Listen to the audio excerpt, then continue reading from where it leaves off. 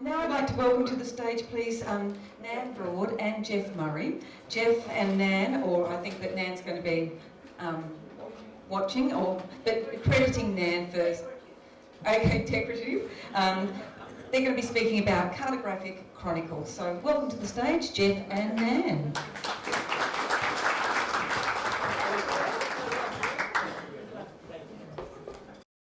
Yes, Jeff Murray. I'm a cartographer by profession.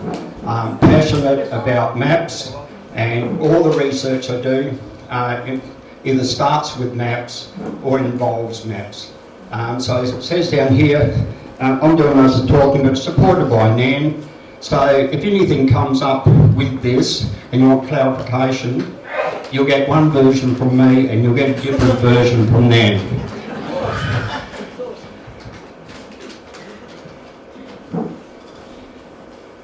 So I do have a connection with the area.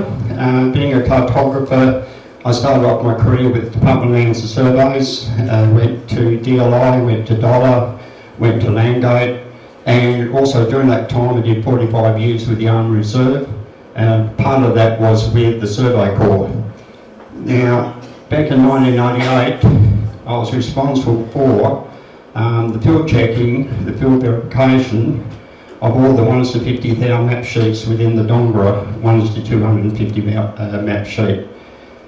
The consequence of that, to be able to do my work, I connected with the shires, worked with community groups, and as a consequence, connected to Nan. And that's how our relationship started, and since that time we've done so many field trips, research covering thousands of kilometres. And that's just a small excerpt of what I did in that role, checking all the information that was plotted in an office to what it actually related to in the field. So what I'm going to do is just show you a series of samples of types of maps I use and a bit of pictorial how it supported me and in the field work that Nan and I do. There's pastoral maps. Now, I don't know if you know the history of pastoral maps themselves. It used to be under the jurisdiction of the Land Surveys Department with the Pastoral Lands Board, and they had a pastoral inspector went out, hopefully annually, to check that the pastures are doing the right thing. And the map there is of Maroubra. We did a lot of work up there, and the responsibility of pastoral maps now is with the Department of Agriculture. It's all gone digital. They only show what the pastoralists are now using. So all the historical information, the old wells, springs, rock holes, if they're not relative to the pastoralists now, they're taken off the map. So I'm fortunate because of my connections. I have a copy of every pastoral station within the state. I won't tell you how. And they're invaluable. They really are. So using Maroubra as an example, we're able to locate Candlestick Nama, which is located over here. It's not on current maps, it's not on any other map except the pastoral map. So it gives us a wealth of knowledge which in many cases the current pastoralists are totally unaware of. The old Army 1 to 1 mile, and this is Nan's country, up at Melonby. We've done a lot of work up there, and apart from using the pastoral map, use the Army 1 to 1 mile maps. And these are available. If you go onto the internet to SRO, nearly every Army 1 to 1 mile covering the state, you simply press download and it's there available for you, no cost. So we're doing work up there, and on the Army map, this is 1942. It showed a ruin, a homestead that existed, a ruin already by 1942. So it took our interest. We found the ruins of the homestead, the old well, the old yards, and then using our photography, which is my specialty, identified that in the vicinity was the old shearing shed. So we went looking for it. No tracks there, all overgrown, and that's the shearing shed image you can see on your left there. So just bringing back, that's where it is on the old Army 1 mile. It wasn't shown, but the original homestead was, and that led us to finding where the infrastructure of that station was at the time. Okay, exploration plans. Again, available on SRO. Download. Difficulty is trying to find the damn things. But in this case, this is one of the trips that Nan and I and crew is retracing the stock route that went from Unadilla through to Coolgardie, and the survey team went out between 1894 to 1896. And we have been following it for many, many years, and we passed a place near Delaporte Range many times, and there is a named Mount Gerard, named after Samuel Heavy, and we could never find the damn thing. So within accuracy I could relating to that plan, the diaries, Nan and I went walkabout, and we walked and positioned ourselves where we believed Samuel Heavy and his camels followed. And then lo and behold, on the horizon there was a rise. So we jumped the vehicle and we went there. There's Mount Gerard. And the closer we got, that high point started to distinguish itself separately from the rest of the hill. And when we got there, that's Mount Gerard. And if you weren't on the ground, and I do a plug here, people who do all their research on the internet, sitting in an office, reading diaries, etc., you're only doing part of the research.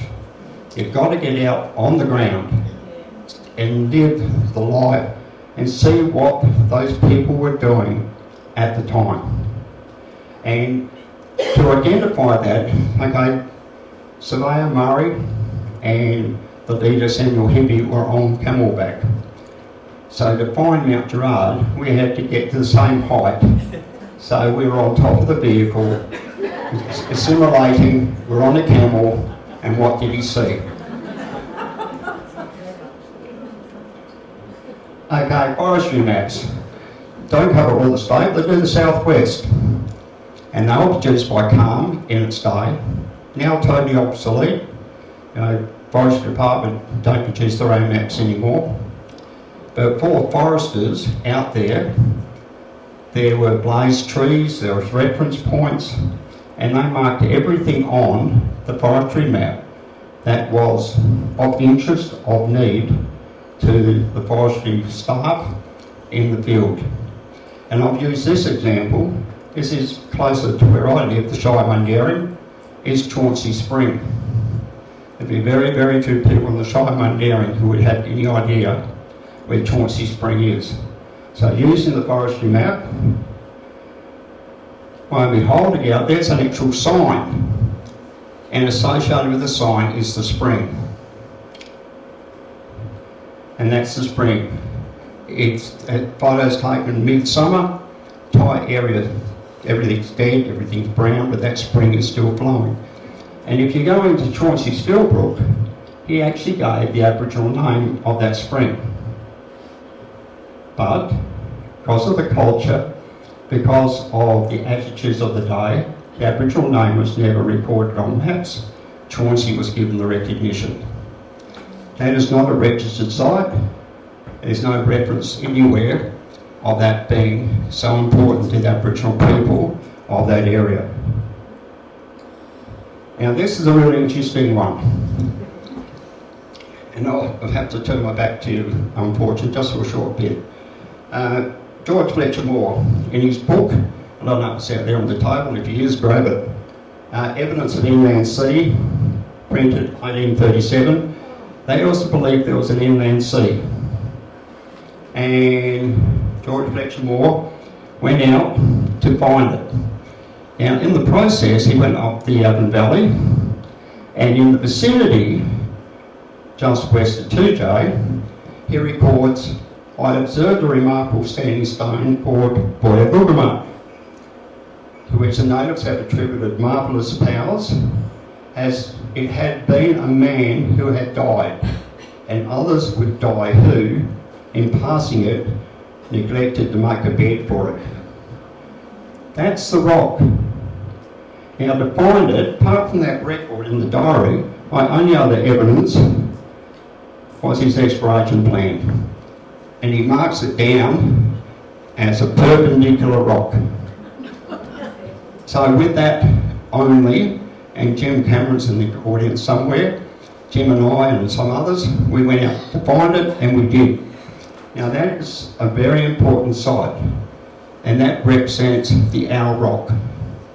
And Boya, Noongar Rock, Bugama is the sound, the owl.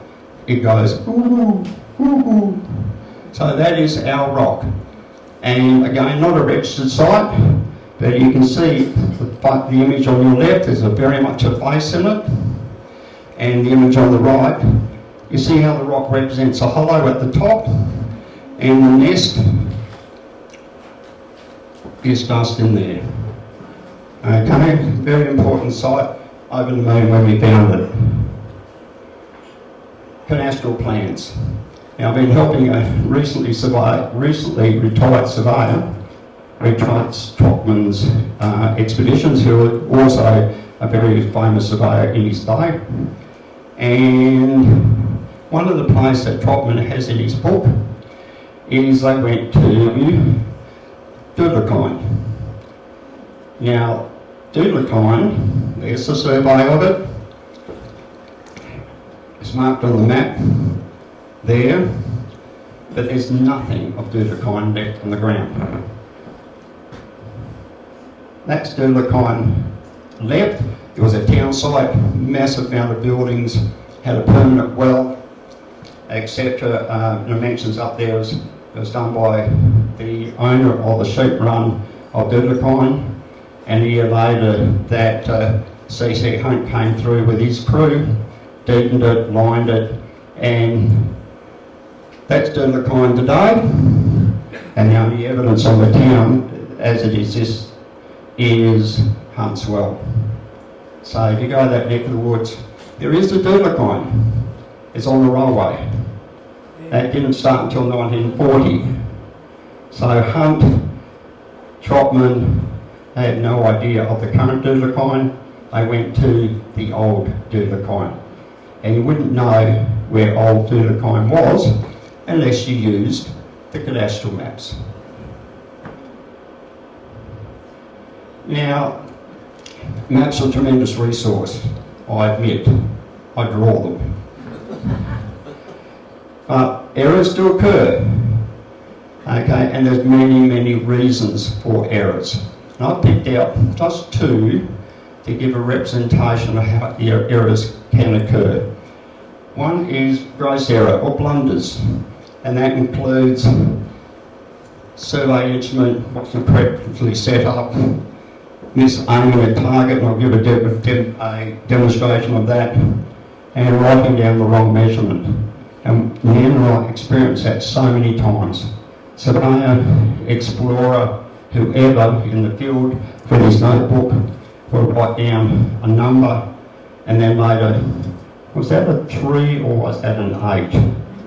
Okay, and we've picked up these sort of errors, often random imperfections in the measuring equipment. And I'll give a demonstration on that as well. Eyesight. You know, you're out in the bush a long time, the heat, the flies, you know, poor diet, just browned off, it's been a bad day, and your eyesight may not be that flash. And conditions. Okay, it might be a stinging hot time of the year, it might be pouring rain every day. They will have an impact on the recording of information.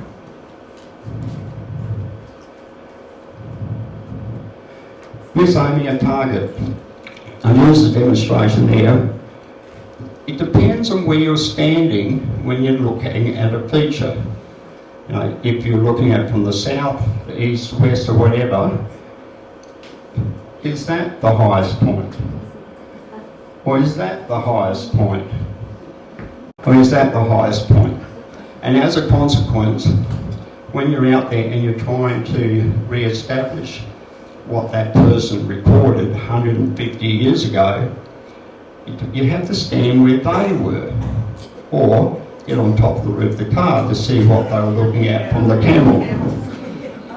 Because if you're not in the field, you're going to get wrong information. And the other example there is eyesight. Okay, and if you've been in the field for a long time, it impacts you to some degree. And two very notable people who had eyesight problems, Ernest Giles with his ophthalmia range, and his eyesight was so bad he handed over the responsibility of the leader to his 2IC because he could not see anymore. And then Bedell, he was impacted by Sandy Blight to the degree that he named a point on the map as Sandy Blight Junction.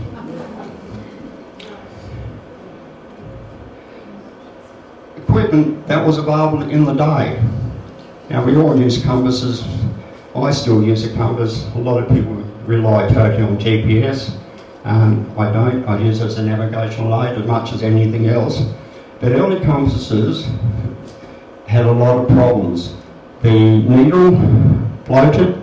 There was no liquid, so it would move quite erratically depending on the conditions, especially if you're sitting on top of a camel or a horse. And then when liquid ones came in, they were heavy, they were cumbersome, and subject to damage. So the other aspect is distance. Okay, in many ways I used measuring distance, but for many early surveyors, early explorers, it was the pace of their horse or the pace of the camel. And the example it gives there, normal pace over 8 hours is moving 3 miles an hour. Now that was fine if you're on open country, gently undulating, but if you're going through bush, if you're heavily laden stock, if the conditions are bad, then the distance you'll be measuring will be impacted. And I think I have an example here. Again, hippie expedition, short bit, but they're out there for 2 years. Started in Nadada, went to Coolgardie, because at the time Kalgoorlie wasn't noted, wasn't realised. After 2 years, hippie went into Menzies, which was the nearest settlement, sent a telegram saying, "We have arrived." The response was, "Return home, we've changed our mind, we're not going to use the stock route." Yeah, someone don't like getting involved with top politics, do we? You know. And this is, the left-hand side is Hippie's diary, transcribed on the right, and you see how it's such an important expedition with the equipment on the day, how everything is generalised. Went on a bearing at 240 degrees for 1 mile. You know, and if you had that error over 2 years between Coolgardie, between Unadilla and Coolgardie, there's massive amount of errors that occur.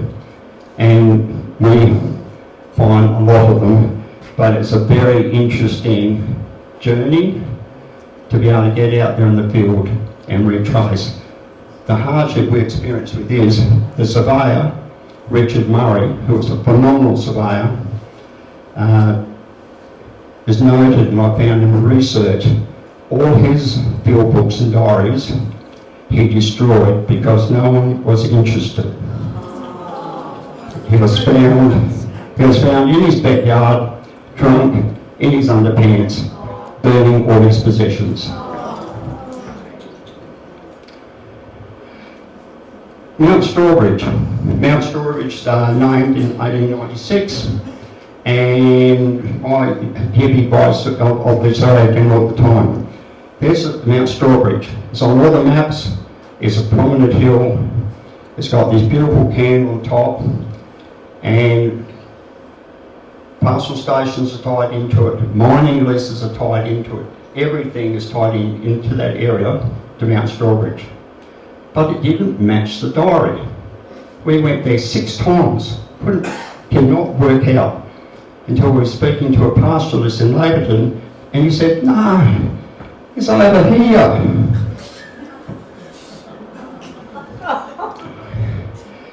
And everything matched. In his diary, there's a spring in the creek. There's an Aboriginal ceremonial ground. And once we found those, there is the hill. Not very significant, but on top of the hill, there's this destroyed cairn. So that 5 kilometres out of position on the map. No one draws a map going to move the name of the hill because too many things tied into it. That's the bill. That's Thank done. you. You're good. Okay, this is Nan Country again, back at the Melonby. Back to the pool. Went looking for that place. Spent hours walking up and down every damn creek. Couldn't find it. And then a fellow with us, he doesn't like walking too much, does he? No. He decided to drive further. Back to the pool is on that creek.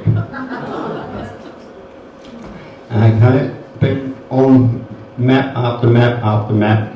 No one ever actually got to identify its true position. Okay, Jeff, I'm going to have to wind you up, sorry. Oh, perfect! Honestly,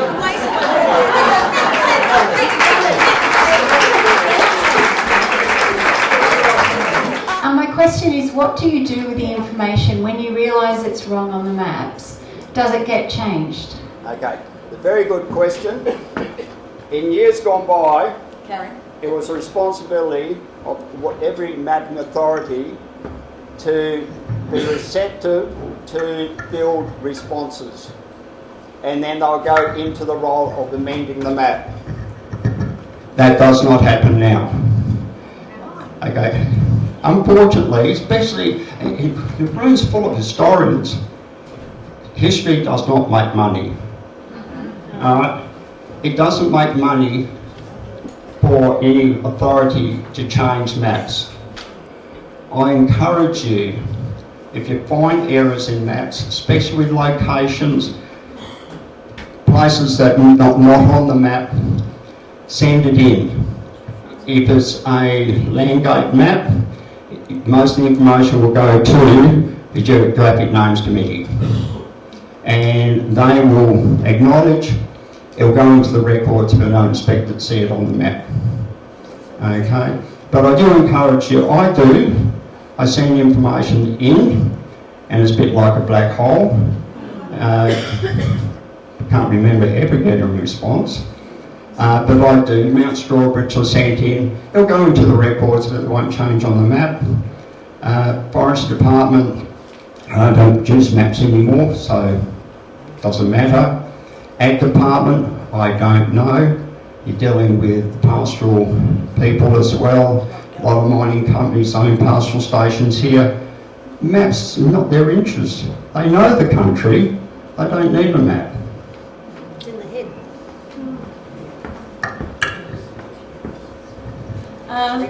Thanks, Jeff. Great talk. I just wanted to make a comment about the things being left off the map or in the wrong place. I'm a caver, and we quite often have a problem with. Oh, okay. Hello. Yeah, we quite often have a problem with caves on maps, and it's also for significant Aboriginal sites as well, where any Tom, Dick and Shazza with a four-wheel drive can go there and and inadvertently or overtly vandalise these places. So I think there is a need for some of these places to not be on maps, just for more culturally or sensitive or things of high high value, just to protect them. Thank you. 5 seconds. Thanks, Anne-Marie. I'm a speleologist as well. That's right, was. Yeah, it was, yeah. Yeah. Okay, and it's a very good point. The Aboriginal sites, I find many Aboriginal sites, and if I can find the people, Aboriginal people, who acknowledge that country, I consult with them. It's not my call to put anything or to publicise any Aboriginal site. It's not my responsibility, yet in many cases I provide information that the local Aboriginal people don't know. But it's their call what happens with that. I do, especially with registered sites, if I find an incorrect location, I let the Aboriginal Affairs know, and it's up to them to amend that site if they choose to. And the same with caving sites. There's a lot of caves just south of Donga, out in the Beekeeper Reserve. And it's important that the history of those caves is recognised, and especially a policeman who died in one of the caves, and his subscription, I won't say the cave, we know where it is. I gave a talk on it at Dante's. Yeah, so that, again, it goes into the records, but doesn't necessarily get out there to the public. Okay, thank you, Jeff. And in finishing, we're around, so please come and see us. You want to say something? Fantastic. No, I'm pretty right. You've said it all. Good idea.